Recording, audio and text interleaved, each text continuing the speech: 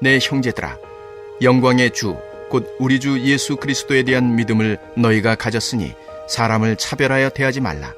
만일 너희 회당에 금가락지를 끼고 아름다운 옷을 입은 사람이 들어오고 또 남루한 옷을 입은 가난한 사람이 들어올 때에 너희가 아름다운 옷을 입은 자를 눈여겨보고 말하되 여기 좋은 자리에 앉으소서 하고 또 가난한 자에게 말하되 너는 거기 서 있든지 내 발등상 아래에 앉으라 하면 너희끼리 서로 차별하며 악한 생각으로 판단하는 자가 되는 것이 아니냐.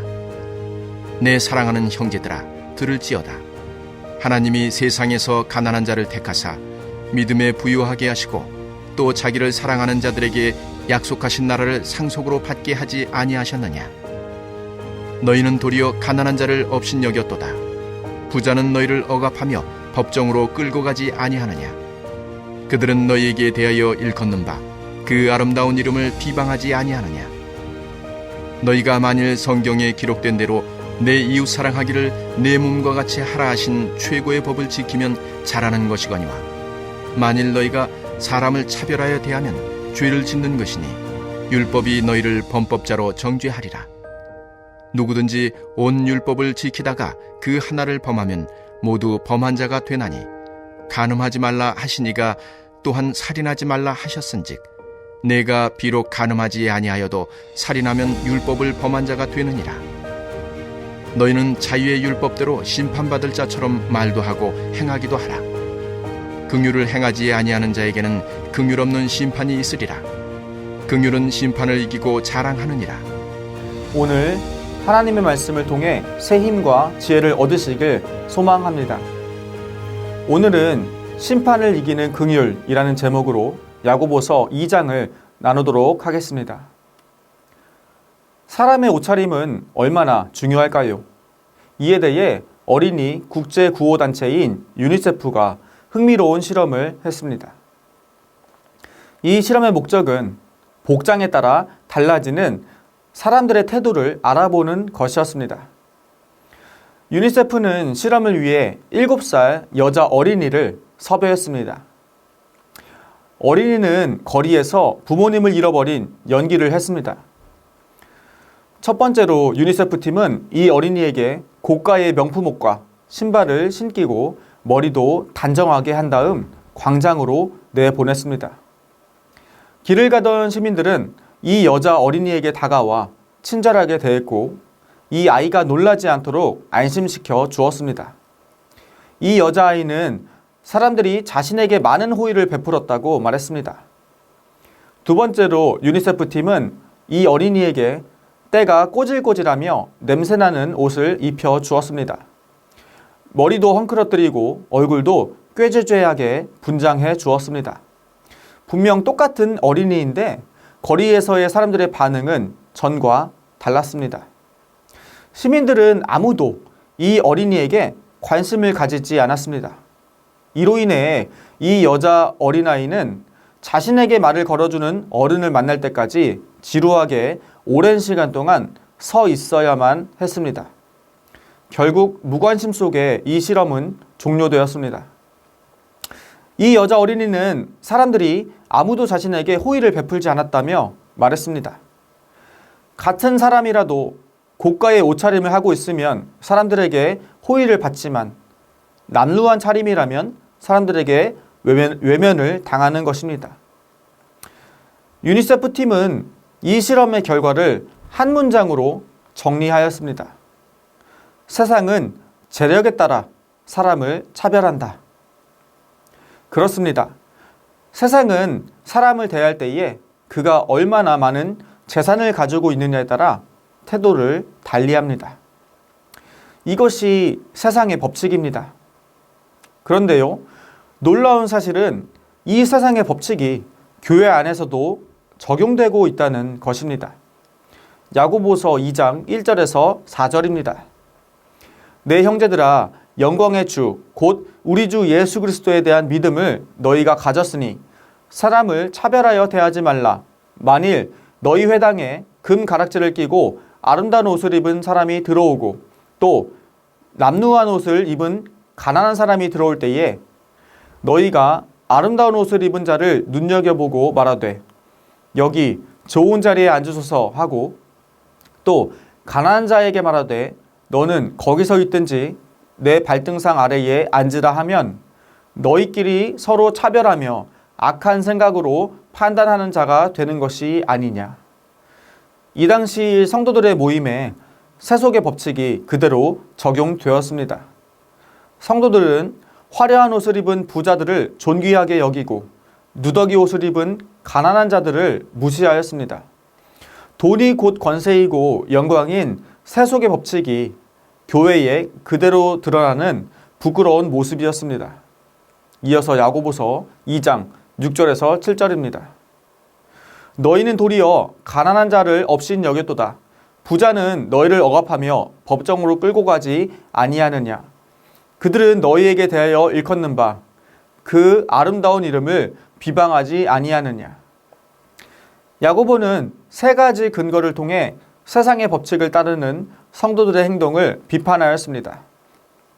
첫째, 사람을 높이거나 낮추는 것은 하나님의 고유한 심판의 권한이므로 성도들이 다른 사람을 함부로 높이거나 낮게 대할 수 없다는 것입니다. 둘째, 성도들이 부자에게 특별히 호의를 베풀지만 실은 부자들은 성도들을 억압하고 소송을 통해 착취하고 예수신앙을 모욕하는 사람들이라는 것입니다. 그러므로 하나님을 모독하는 부유한 사람들을 편애하는 것이 성도들에게 이치에 맞지 않다는 것입니다. 셋째, 사람을 차별하는 것은 간음죄나 살인죄와 똑같은 율법을 범하는 죄라는 것입니다. 야고보서 2장 5절입니다. 내 사랑하는 형제들아 들을지어다. 하나님이 세상에서 가난한 자를 택하사 믿음에 부요하게 하시고 또 자기를 사랑하는 자들에게 약속하신 나라를 상속으로 받게 하지 아니하셨느냐. 야고보는 성도들에게 하나님의 법칙은 돈의 힘이 적용되는 세속의 법칙과는 다르다고 말했습니다. 하나님께서는 세상의 가난한 자를 택하셔서 믿음으로 부하게 하셨습니다. 그리고 자기를 사랑하는 백성에게 약속하신 나라를 주셨습니다. 이것이 하나님 나라의 법칙입니다. 야고보는 성도들에게 이 하나님 나라의 법을 따라야 한다고 강조했습니다. 야고보서 2장 8절에서 11절입니다. 너희가 만일 성경에 기록된 대로 내 이웃 사랑하기를 내 몸과 같이 하라 하신 최고의 법을 지키면 잘하는 것이거니와 만일 너희가 사람을 차별하여 대하면 죄를 짓는 것이니 율법이 너희를 범법자로 정죄하리라. 누구든지 온 율법을 지키다가 그 하나를 범하면 모두 범한 자가 되나니 간음하지 말라 하신 이가 또한 살인하지 말라 하셨은즉 네가 비록 간음하지 아니하여도 살인하면 율법을 범한 자가 되느니라. 하나님 나라의 법을 따르기 위한 구체적인 실천 방법은 무엇일까요? 첫 번째 후보자는 율법입니다. 하나님이 주신 계명을 모두 지키면 하나님 나라의 법에 따라 살 수 있는 것입니다. 하지만 율법을 지키려고 애쓰는 삶은 사람에게 적합하지 않습니다. 그 이유는 어떤 사람이 모든 율법을 지켰다고 할지라도 그 중에 하나라도 범하게 되면 그는 율법을 온전히 지키지 못한 사람이 되기 때문입니다. 그러므로 율법은 사람을 속박하는 법이며 성취될 수 없는 불완전한 법인 것입니다. 하나님 나라의 법을 따르기 위한 두 번째 후보자는 긍휼입니다. 바로 내 이웃을 내 자신처럼 사랑하라는 법이 긍휼인 것입니다. 야고보가 가르치는 것처럼 이웃을 자기 자신처럼 사랑하는 사람은 이웃을 해하는 일을 자연히 피하게 되어 자유로움 속에서도 온전히 율법을 이루게 되는 것입니다. 즉, 긍휼을 가지고 이웃을 차별 없이 돌보는 사람은 온전히 하나님 나라의 법을 이루는 사람이라는 것입니다. 돈이 주인인 세상에서 자신이 가진 것을 이웃을 위해 사용하는 사람들은 시험을 인내하여 온전함의 열매를 맺는 자들입니다. 이러한 사람들은 하나님의 심판의 날에 하나님께로부터 긍휼을 얻게 될 것입니다.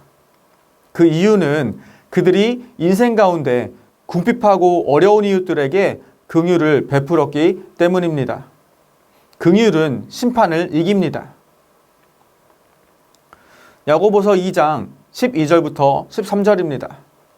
너희는 자유의 율법대로 심판받을 자처럼 말도 하고 행하기도 하라. 긍휼을 행하지 아니하는 자에게는 긍휼 없는 심판이 있으리라. 긍휼은 심판을 이기고 자랑하느니라. 그리스도인 우리는 세상에 살면서 재정적인 어려움에 직면하거나 돈의 유혹에 사로잡힐 때가 있습니다. 그 이유는 우리가 세속의 법칙이 권세를 가지고 있는 이 세상에서 살아가고 있기 때문입니다. 우리는 세속의 법칙에 영향을 받아 우리 마음속에 자리 잡은 욕심의 씨앗이 자라는 것을 경계해야 합니다. 긍휼을 실천하며 살고 싶은 그리스도인들에게 필요한 믿음은 무엇일까요? 우리는 긍휼을 실천하기 위해 두 가지를 기억해야 합니다. 첫째, 하나님께서 우리와 이 세계를 창조하신 주인이라는 것입니다. 즉, 우리는 소유자가 아니라 하나님의 것을 잠시 빌려 쓰는 사용자라는 것을 기억해야 합니다. 우리는 인생에서 우리에게 주신 이 좋은 것들을 교회와 이웃들을 위해서 잘 사용하고 하나님의 품으로 돌아가야 합니다. 둘째, 우리는 창조주 하나님이 만드신 피조물이라는 것입니다. 즉, 인생의 종말이 속히 임한다는 사실을 기억해야 합니다. 이러한 사실을 아는 지혜로운 사람은 인생의 다양한 시험 속에서도 인내하면서 이웃을 위해 자신이 가진 부를 사용합니다. 긍휼은 심판을 이깁니다. 이 믿음과 행함을 통해 믿음의 씨앗을 싹 틔우고 열매 맺으며 동시에 율법을 완성하는 우리 모두가 되기를 주님의 이름으로 축원합니다. 우리 함께 이 시간 기도하기 원합니다. 첫째로, 오늘 우리가 긍휼이 심판을 이긴다는 사실을 기억하며 이웃에게 긍휼을 베푸는 하루를 살아가도록. 둘째로, 해외 선교사님들과 농촌교회, 개척교회 목사님들의 영육 간의 강건함을 위해서. 마지막으로, 다음 세대를 위한 새 성전 건축이 주님의 인도하심 가운데 아름답게 이루어지도록 함께 마음을 모아 기도하시겠습니다.